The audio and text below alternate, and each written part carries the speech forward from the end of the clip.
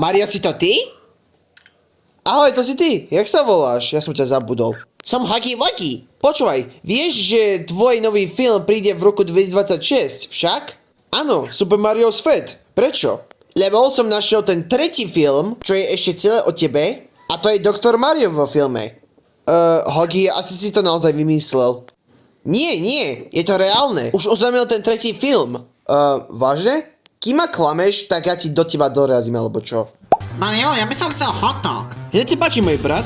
Mňam. To chutí vynikajúce. Wow! Auč, moja hlava. Luigi, máš pokazenú nohu, potrebuješ pomôcky.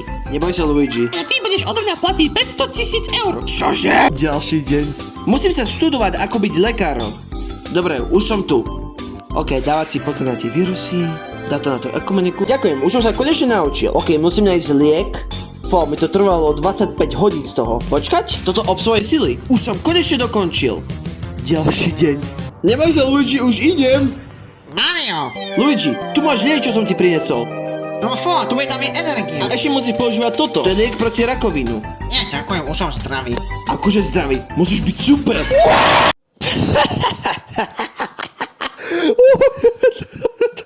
Luigi sa fakt spadol do toho okna. Huggy Wuggy, to nie je smiešne. Vidím, že to tvoril umelú inteligenciu.